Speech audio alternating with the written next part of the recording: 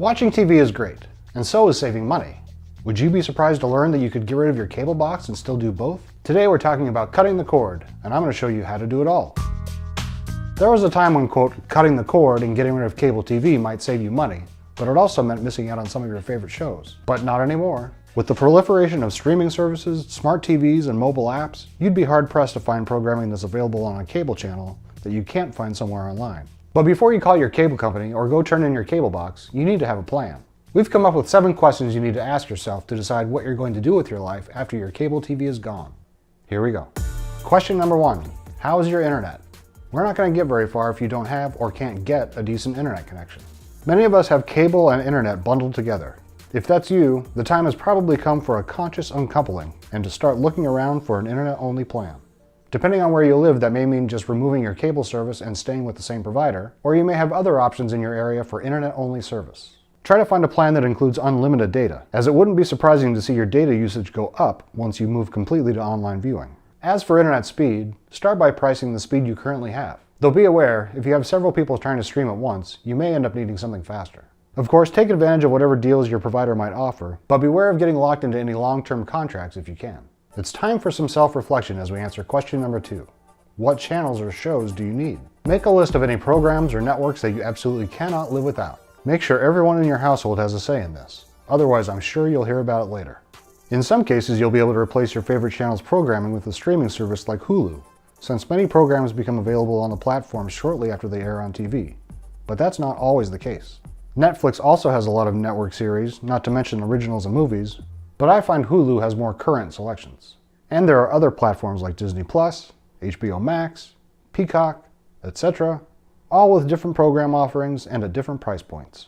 If your list includes a lot of local channels, live news, or sports, you may be better off with a live TV streaming service. Each offers a package of live channels you can watch on a streaming app that includes program guides, cloud DVRs, and mobile streaming. Prices start at $25 a month, but to get live local channels, you'll need to pay at least $50 a month, which is getting back up into cable TV territory. Once you have your list in hand, check out Katzmeyer's exhaustive chart of the top 100 channels you can stream on each live TV service. And he has another pro tip. Unlike cable, you can cancel or restart service anytime without contracts or penalties. You can always subscribe to follow a popular show and then cancel after the finale. Let's rewind for a second and ask question number 3. Can you live without a DVR? Live TV streaming services offer a cloud DVR, but it's often not as capable as a TiVo or the DVR from your cable company. Katz found that YouTube TV has the best cloud DVR we've tested, but in some ways it's still not as good as a TiVo. Odds are many of the programs you're recording on your DVR are going to be available on demand with services like Netflix, Hulu, Amazon Prime, and others. And live TV services like YouTube TV and Sling TV offer a lot of on-demand shows, and you can often pause or even skip commercials. And there's a chance that not every episode of every show is going to be available on demand, so you may end up needing to record it instead. To find out how the different services and their DVRs stack up against one another, check out our guide for the best TV streaming services for cord cutters. Streaming services help you keep track of what's going on in places like Pawnee, Gilead, or Easttown, but what about closer to home? Question 4. How will you get local channels? One of the ways to get around the high costs of local networks on streaming services and still have access to your local news is to use an antenna.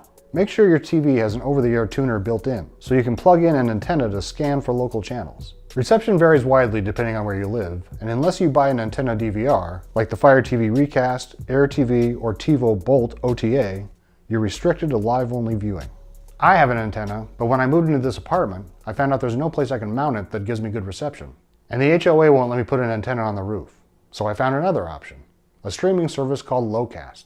It's a non-profit service that provides access to local, over-the-air channels via the internet in select metropolitan areas. You can view local channels in a browser, via mobile apps, and on many smart TVs using Android TV or Roku apps. And don't forget to check out our list of the best indoor TV antennas. Question number 5 can be one of the biggest barriers to cutting the cord for some people. How much do you watch live sports? If your answer is a lot, then this can be a tough one to figure out. Some channels devoted to pro baseball and basketball teams, known as regional sports networks, are only available to cable subscribers. Live TV streaming service AT&T TV has an $85 plan that is the best option if you want to watch your local RSN, but coverage varies widely by sport, team, and city. To find out if the service carries your team's games, you'll need to visit AT&T's website. NFL pro football games are usually carried on local networks, but you'll need an antenna or live TV streaming service to watch.